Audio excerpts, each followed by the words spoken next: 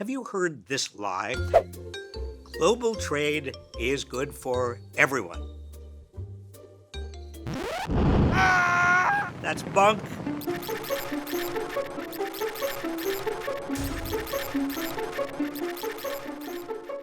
Many economists believe in the doctrine of comparative advantage, which posits that trade is good for all nations when each nation specializes in what it does best. But what about costs to workers and the environment? What if a country's comparative advantage comes from people working under dangerous or exploitative conditions? Or from preventing them from forming labor unions? Or allowing employers to hire young children? Or from polluting the atmosphere or the ocean? Or destroying rainforests and polluting groundwater? My old boss, Bill Clinton, called globalization the economic equivalent of a force of nature, like wind or water. But globalization is not a force of nature. Global trade is structured by rules negotiated between nations about which assets will be protected and which will not. These rules determine who benefits and who is harmed by trade.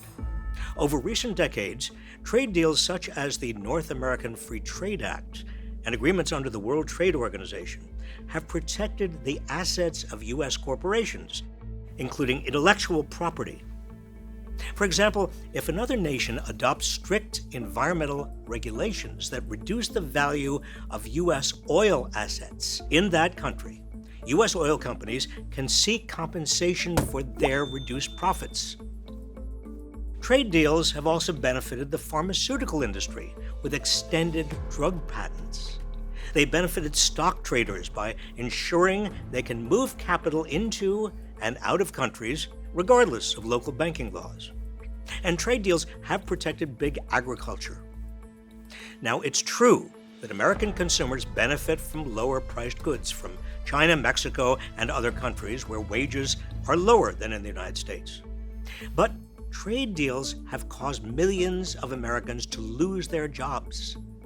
Between 2000 and 2017, a total of 5.5 million manufacturing jobs vanished, partly due to increasing imports, mostly from China.